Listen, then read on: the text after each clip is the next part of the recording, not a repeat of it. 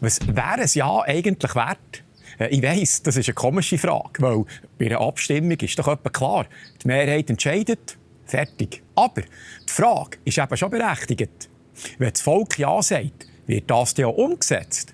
Oder gibt es einen Weg, dass man einen Volksentscheid leise wieder verschwinden kann? Ciao zusammen von unten hier. Herzlich willkommen zum heutigen Beitrag. In diesem Video schauen wir uns zusammen an, müsste der Bundesrat bei einem Ja wirklich künden? Oder gäbe es einen Weg, dass er sich rausschnurren kann? Das wollte ich für uns herausfinden.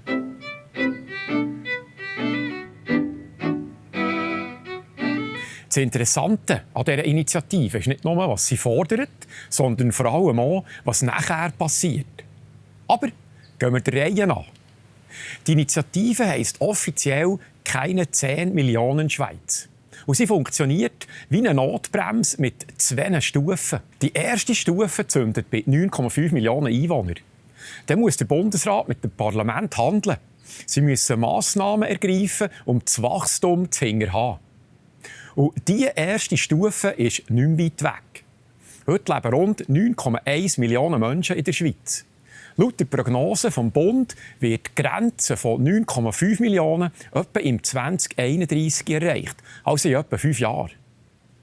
Dann kommt die zweite Stufe. Und die hat es in sich. Überschreitet die Schweiz vor dem 2050 die 10 Millionen Grenze und schafft sie es nicht, innerhalb 2 Jahren wieder drunter zu kommen, dann muss als letzter Schritt die Personenfreizügigkeit mit der EU gekündigt werden. Aber gekündigt muss erst werden, wenn vorher keine sogenannte Schutzklausel gegriffen hat. Das EU-Freizügigkeitsabkommen hat nämlich eine Schutzklausel. Das ist so etwas wie ein Notfallknopf. Damit könnte die Schweiz die Zuwanderung vorläufig hinterhaben und die EU-Abkommen würden trotzdem weiterlaufen. Inwieweit der Knopf die Schweiz aber allein drücken kann, ist umstritten. Erst wenn das nicht reicht, kommt die Kündigung. Und das beendet als unumgängliche Folge das ganze EU-Abkommen. Weil, wichtig ist noch, dass man versteht, was die sogenannte Guillotine-Klausel bedeutet. Damit meinen die Fachleute, dass das Freizügigkeitsabkommen mit 6 weiteren Verträgen zusammenhängt. Wird ein Vertrag gekündigt, verkehren automatisch alle 7. Zusammengefasst kann man sagen, bei 9,5 Millionen wird bremset, bei 10 Millionen im äussersten Fall wird gekündigt.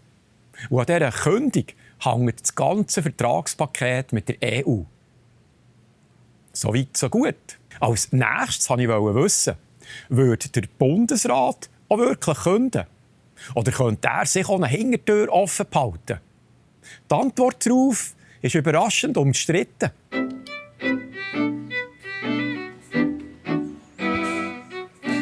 Stellen wir uns das Szenario mal vor und sagen, es ist soweit. Die Schweiz hat die 10 Millionen übermarkt. Dann sind 2 Jahre um und keine Massnahme hat die Zahl wieder angebrungen. Jetzt müsste gekündigt werden, so steht es im Initiativtext. Die spannende Frage ist jetzt, muss der Bundesrat die Personenfreizügigkeit ohne Wenn und Aber künden? Oder kann er sagen, Moment, das überdenken wir noch mal. Das wollte ich genau wissen. Für die NZZ haben 2 Staatsrechtsprofessoren diese Frage beurteilt. Der Andreas Glaser von der Universität Zürich und der Markus Kern von der Universität Bern. Beide kommen zum gleichen Schluss. Der Markus Kern sagt, daraus ergibt sich mit dem heutigen gesetzlichen Rahmen, dass der Bundesrat verpflichtet wäre, die Kündigung vorzunehmen. Und der Andreas Glaser hält fest, der klare Wortlaut spricht dafür, dass kein Ermessungsspielraum besteht und der Bundesrat bei Vorliegen der Voraussetzungen kündigen muss. Beide sehen also keinen Ermessensspielraum. Und jetzt wird es spannend, weil der zuständige Bundesrat, der Beat Jans, hat es vor den Medien nämlich so formuliert. Die Initiative ermöglicht es, am Bundesrat die Kündigung selber vorzunehmen. Habe ich das richtig verstanden? Nicht die Initiative verpflichtet, sondern die Initiative ermöglicht. Und der Herr Jans schiebt noch einen nach. Die politische Antwort müsse der Bundesrat, das Parlament und die Kantone geben, wenn es so weit ist.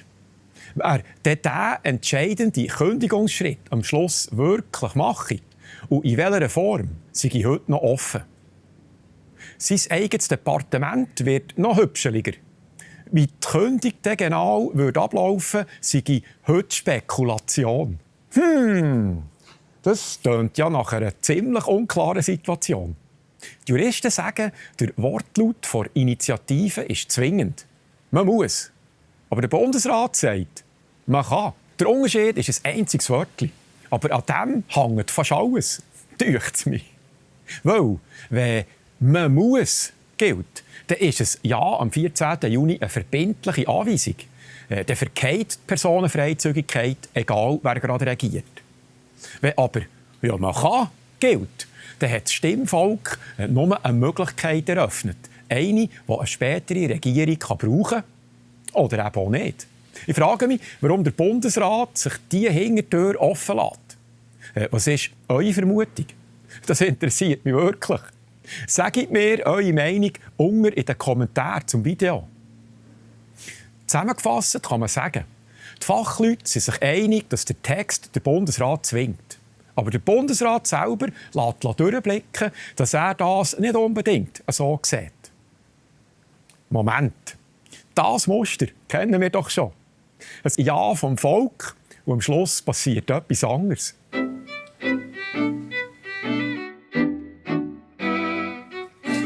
Gehen wir ein bisschen zurück.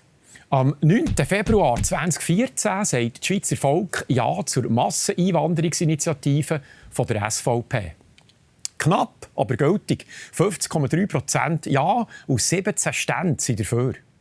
Die Initiative verlangt, dass die Schweiz die Zuwanderung wieder selber steuert. Mit 3 Werkzeugen. Erstens mit Höchstzahlen. Also eine jährliche Obergrenze, wie viele Menschen überhaupt dürfen zuwandern. Zweitens mit Kontingent. Das heisst, diese Obergrenze muss auf einzelne Bereiche aufgeteilt werden. So viel für diesen Bereich, so viel für einen anderen, etc. Und drittens mit dem Inländervorrang.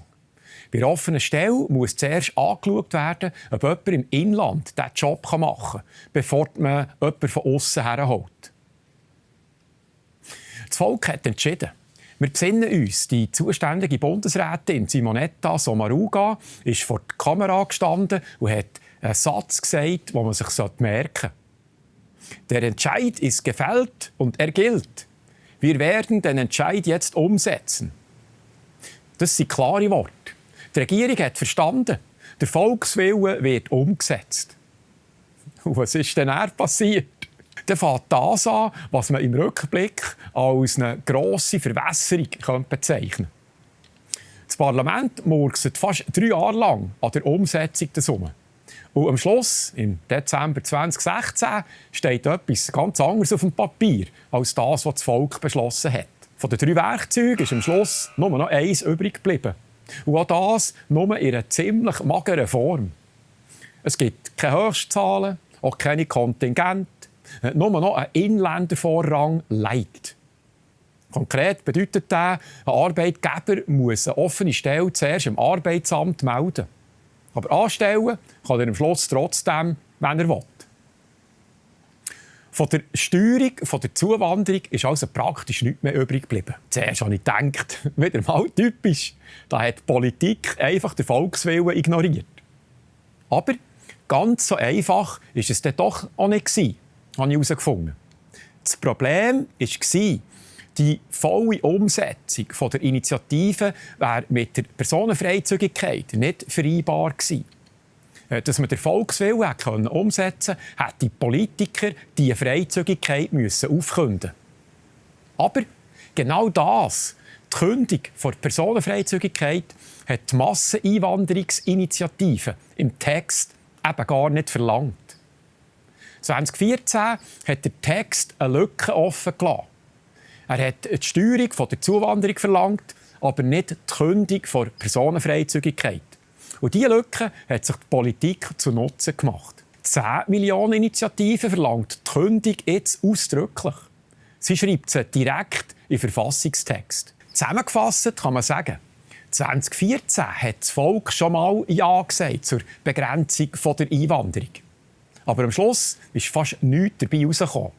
Wahrscheinlich gar nicht mal aus bösem Willen, sondern weil der Text eine unbeabsichtigte Hintertür offen gelassen hat. Als nächstes habe ich mich gefragt, aber ist das wirklich bombensicher, dass es das Mal keinen Spielraum gibt? Der Bundesrat ist ja nicht ganz der gleichen Meinung.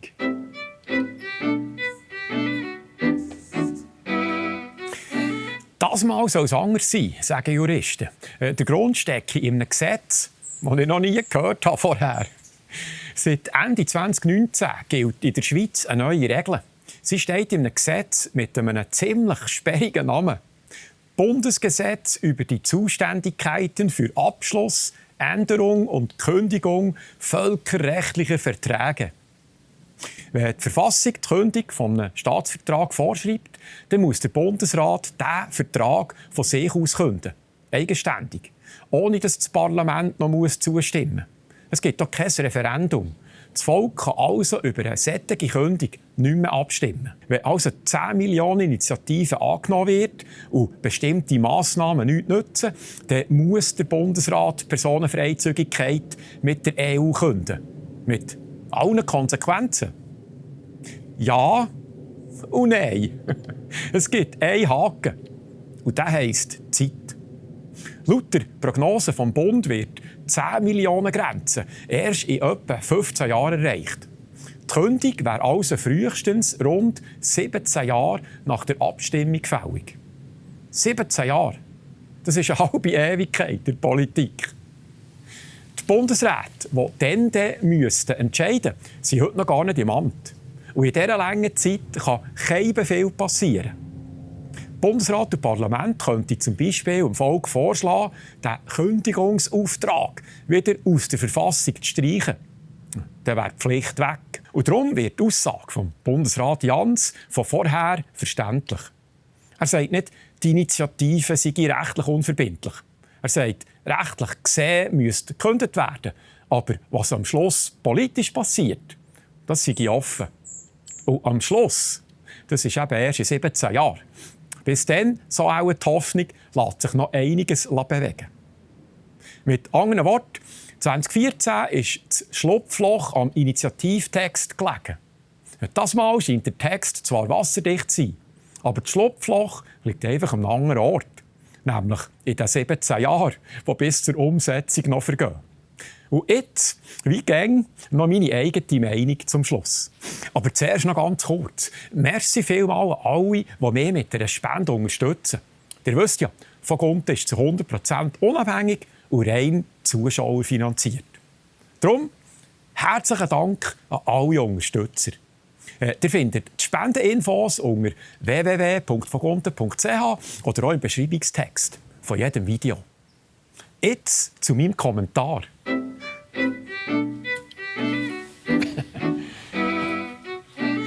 Auf der einen Seite bin ich grundsätzlich skeptisch, wenn man feste Zahlen in die Verfassung schreibt. So wie ich das mal im Rechtskundeunterricht gelernt habe, wäre eigentlich die Gesetzesebene der richtige Ort für solche Details. Aber etwas macht mich eben dann doch nachdenklich. Dass man heute offenbar jedes Schlupfloch im Voraus in der Verfassung muss zubetonieren muss, das sagt mir etwas. Etwas über das Verhältnis zwischen dem Volk und denen, die es regieren. Eigentlich müsste man ja darauf vertrauen, dass ein klares Volksurteil auch umgesetzt wird. So war das mal gedacht. Ich will hier niemandem etwas unterstellen. Aber ich beobachte eine politische Klasse, die Jahr für Jahr mehr internationale Verpflichtungen eingeht. Mehr Abhängigkeiten, mehr Verflechtungen. Und je dichter das Netz wird, desto schwieriger wird es doch, einen Volksentscheid überhaupt noch frei umzusetzen. Nicht unbedingt, weil man nicht will, sondern weil man sich vorher so verbandelt hat, dass man am Schluss gar nicht mehr anders kann. Und das ist für mich die eigentliche Frage hinter dieser Abstimmung. Nämlich, wie viel Spielraum lässt sich die Schweiz selber überhaupt noch? Ob 10 Millionen Initiativen darauf die richtige Antwort ist, das weiss ich ehrlich gesagt nicht. Vielleicht ist sie zu starr. Vielleicht ist sie genau die Notbremse, was es manchmal braucht. Wir werden es ja dann sehen. Voilà. Dann würde ich sagen, das war es wieder mal vom ehemaligen Badmeister. Merci fürs Einschauen. Wir sehen uns nächste Woche wieder. Ich hoffe, ihr seid auch wieder dabei. Ich freue mich. Tschüss.